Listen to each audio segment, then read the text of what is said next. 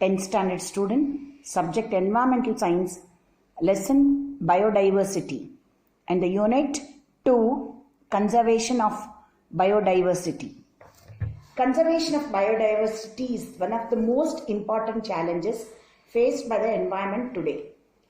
We are seeing now, we are facing such a lot of problems due to one small virus. Imagine, conservation is very, very important.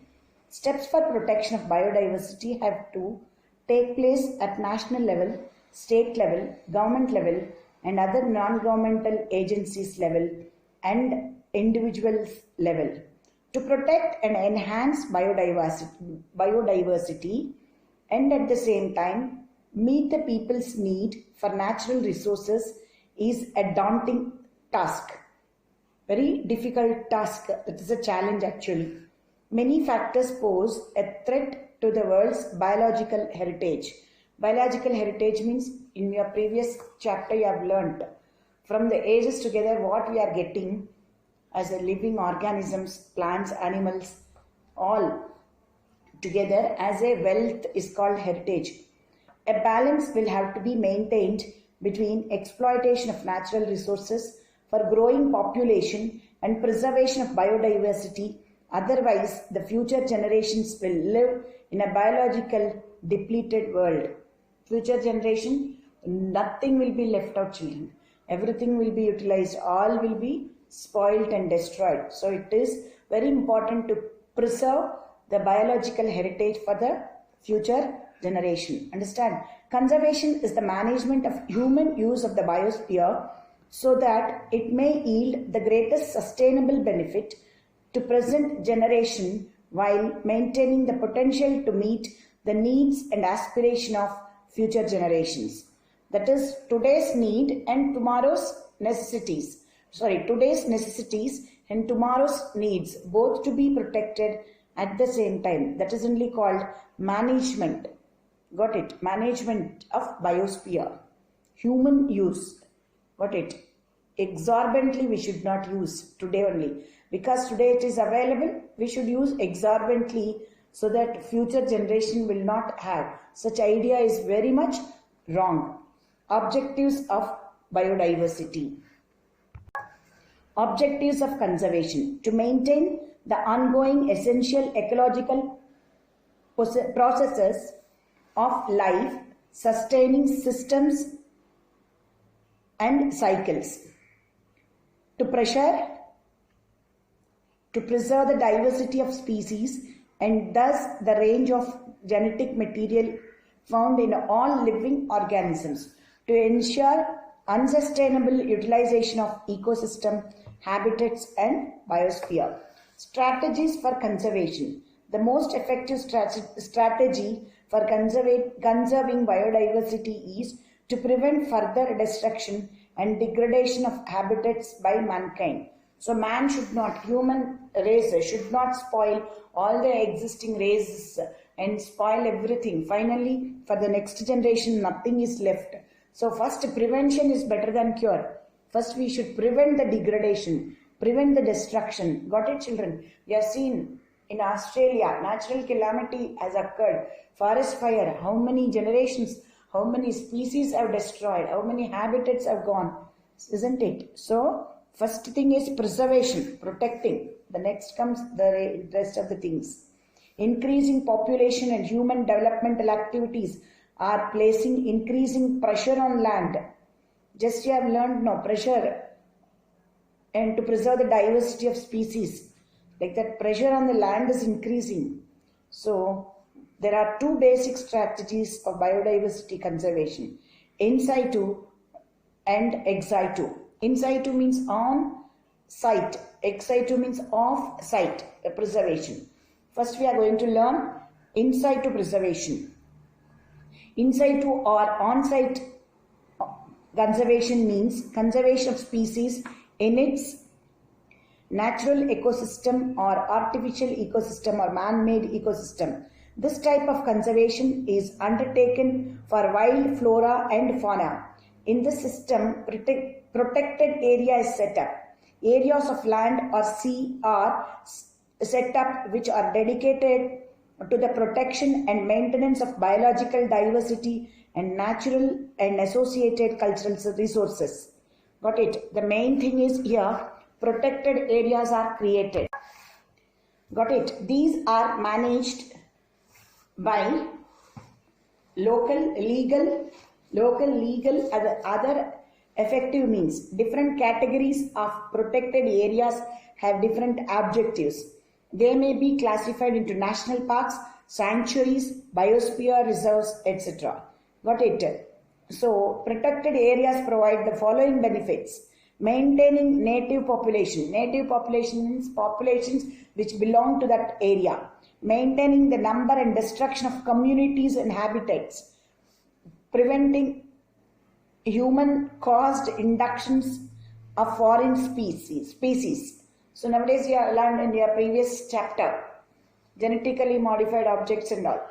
Organisms, GMO, genetically modified organisms. The genes only will be changed. Foreign characters will be produced. Foreign species will enter from other. That all should be prevented. Making it possible for species, habitats to shift in response to environmental changes. Got it? Sacred areas. Several forests, lakes are regarded as sacred by tribal communities. Tribals protect them from all intrusions. Intrusions means those who enter into forcibly. See, tribals, they protect some area. They call some plants. For example, Tulsi is worshipped. Banyan tree is worshipped. Like that, some of the Ficus religiosa is worshipped. Like that, some of the plants are worshipped. Like that only, some of the areas, some of the forests are worshipped and protected by the tribal people. They call them as sacred areas. Usually these undisturbed forests are surrounded by highly degraded landscape. Wild flora and fauna are automatically preserved in them. Got it? Advantages of in situ conservation. Got it? Best strategy for long-term protection of biodiversity. Large areas of protected zone help in survival as well as development of and evolvement of species also. Developing and evolving the new species, many species, because large areas and zones are made. Dynamic genetic pool may be seen. Genetic pool, recently I have learned, mixing of so many genes. Genetic pool may take place.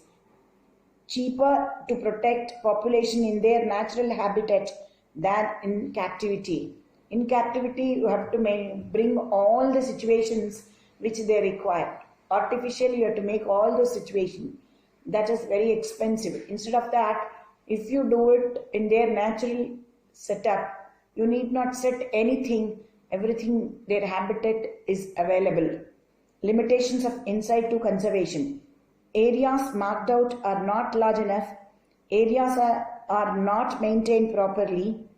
Got it? Areas not protected from environmental pollution. Areas are used for tourism, which may have a negative effect on the flora and fauna. The tourists who came, will they keep quiet? They destroy the flora and fauna. And poorly maintained, maintenance problem. Is that clear? So India's World's Heritage Centers are their children. Many World's Heritage Centers are there. Kaziranga National Park, Assam. Got it? Keoladeo Ghana National Park. Got it? Keoladeo Ghana National Park, Rajasthan. Manas Wildlife Sanctuary, Assam. Nanda Devi National Park, Uttar Pradesh. Sundarban National Park, West Bengal. There are so many children. One is there in Mysuru also. Come on, tell me what is that? What is that? Rangana Tittu. Manas Sanctuaries now. Manas Sanctuary is famous for rich birds including ducks, geese, pelicans, starks, and golden langur, a rare pygmy hog, like that. We have seen elephants and natural setup they are kept in Sakkarabailu near Shimoga, and also Ranganatittu, Mantagadde. All are there in Karnataka also. These are all sanctuaries and wildlife sanctuaries. national parks are also there, many.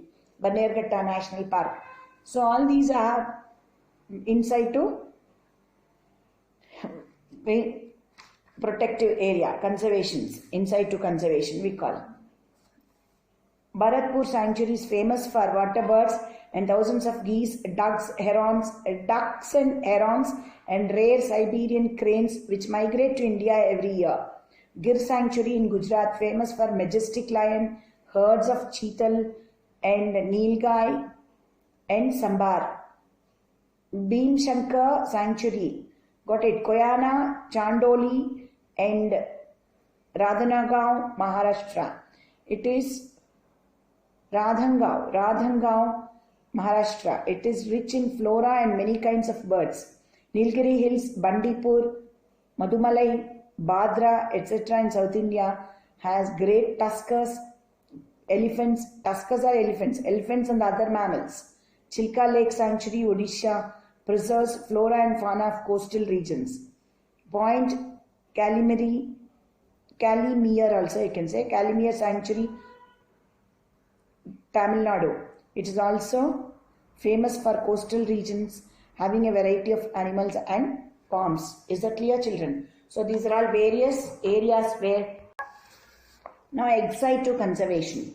Conservation of endangered species away from their natural habitat is done under human supervision in ex situ preservation. In other words, it is conservation in captivity under human care. The endangered species of animals are collected and bred under controlled conditions in zoos, farms, aquaria, etc. Plant species are kept in botanical gardens, arboreta, and seed banks. Arboreta are botanical gardens where specific trees and shrubs and herbs are cultivated. Got it? Arboreta is a place where specific trees are cultivated. Although in situ conservation is the best strategy for long-term diversity, protection of it sometimes it is not feasible when the remaining population is very small or there is too much human interference. Wherever too much human interference is there, it is difficult, children. That is why it is ex situ is better. That the species may become extinct in the wild due to genetic drift, inbreeding, environmental and demographic variation, deterioration in the environment. Demographic variations you have learned: low death rates, high death rates, fluctuations in death rates, low birth rates, high birth rates, fluctuation in birth rates due to environmental changes. Got it? And inbreeding means breeding among the same species. And genetic drift, there will be changes in genetic genes of the species. So all this may cause. Is it clear? In situ this thing. Now we are going for national parks. National park is an area reserved for the wildlife. Activities such as forestry, grazing, cultivation are not permitted here. No private ownership of land is allowed here. A national park is usually devoted to the habitat and betterment of a particular wild species like tiger, lion, etc. And it has definite boundaries. Limited human activities allowed in the buffer zone and no biotic interference is tolerated. Buffer zone is a zone where only certain organisms, animals are maintained. Is that clear? Now sanctuary. This is generally more species oriented. As for great Indian bustard, pitcher plant, etc. we find only in these sanctuaries. Human activities like timber collection are allowed, but they should not interfere with the life of animals. Timber can be collected. Private ownership rights are permitted after scrutinization. Scrutinization means checking everything. After thoroughly investigating, they will be allowed. Advantages of ex situ conservation. All the basic needs of organisms, food, shelter and security are taken care of. The organism can have a longer life and breeding span to breed, to reproduce. Span they will get, the time they get.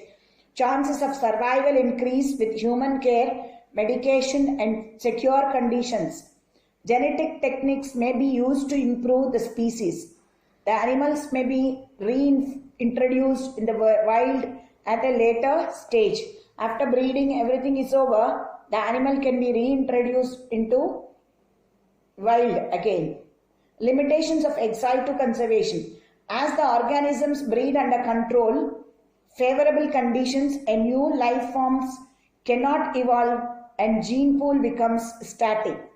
This method can be adopted for few organisms only because of scarcity of land, finance, and facilities. Did you understand, children? These are the various strategies of in situ and ex situ. In this unit, we are learning only up to this. Then, the next unit, you will be learning what are the laws, regulations, etc. Thank you.